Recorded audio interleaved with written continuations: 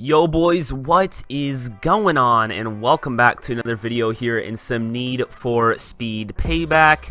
Now in today's video we will be discussing the cars I use for ranked and unranked speed lists, because I really don't play ranked that much. We're going to be discussing the cars I use, I prefer, and really just the best cars in the class, in my opinion, that is. So how this is going to work is we're going to take a look at the car. I'm going to show you its stats, different things about it, all that, and then we're going to hop into a race and see how it performs. If you do find this video useful, please be sure to leave a like and subscribe right now before we get too far into the video. Also, if you want to see any of these cars built, they're all built on the channel, so go up to the top right. I'll leave some cards up there for some of these builds. So anyways guys, let's get right into it.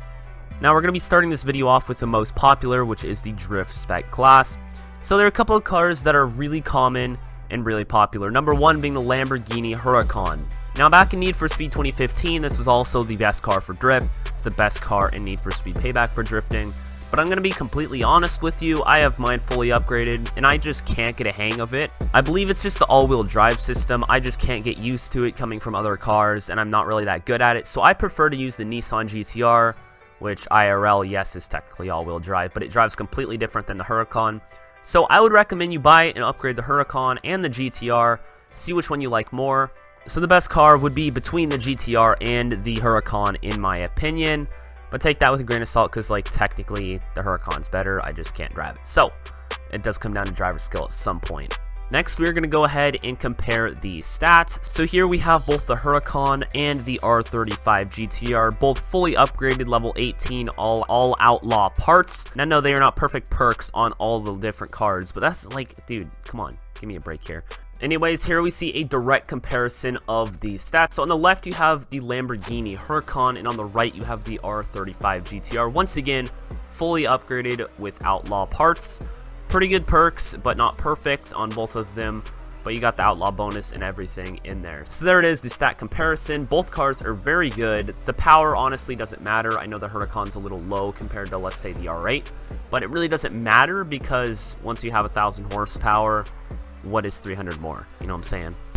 So next we're going to be taking a look at the race spec class. Now the race class is very interesting because you really have three cars that in my opinion are better than all the others. Starting off with obviously the Ruggero. The Ruggero is a very weird car because it's good for getting speed traps in speed zones, but it's not so good at actually racing. If you don't know, the Ruggero only has one gear, so it takes a long time to get up to speed, but once it's up to speed, it's up to speed. So it's good on tracks like the hyperspace circuit and on other longer tracks with lots of straights, but it takes a lot of skill to control the power. It's 1,500 horsepower. And its handling isn't the greatest, so it's quite a monster to handle, but once you get it, it's pretty good. It's also very expensive. So on most of the tracks in the game, the Ruggero just isn't practical to use, so that's why I have the other two cars, which is the 911 Carrera Rsr 2.8. This guy is an absolute monster, and well, you'll probably see it online because it's incredibly good in almost all the classes. When I'm not using the 911, I generally use the new NSX, new being the Gen 2 NSX. Both of these cars handle pretty well. I do like how the Porsche feels a little bit more, but it doesn't have that power, so you get up to speed really fast, but then you kind of top out while the NSX can keep pulling because it has 1,100 horsepower. It just doesn't get up to speed anywhere near as fast. Now here we have the comparison, the Porsche 2.8 RSR on the left and the NSX on the right. Do keep in mind the NSX does not have full outlaw parts, so it is missing that 6-time bonus that the Carrera does have. So that is a massive, massive factor. The thing would be a lot faster if it did have that 6 times bonus. So do keep that in mind. It could be faster than it already is, but even where it is right now with non-matching parts, it is still incredibly fast.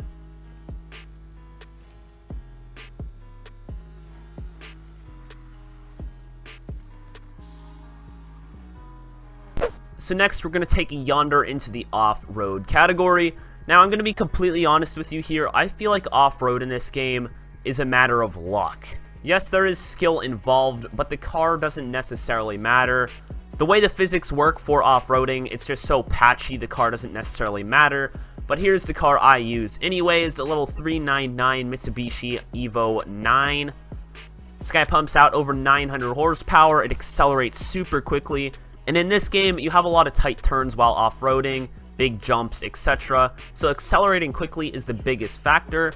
Another thing about this guy, it has a lot of NOS. If you're going for perfect cards and perks, I definitely recommend looking for nitrous. You need a nitrous boost in off-road. The nitrous determines how fast you accelerate, and it may give you a little more top speed, but top speed is kind of irrelevant, you know.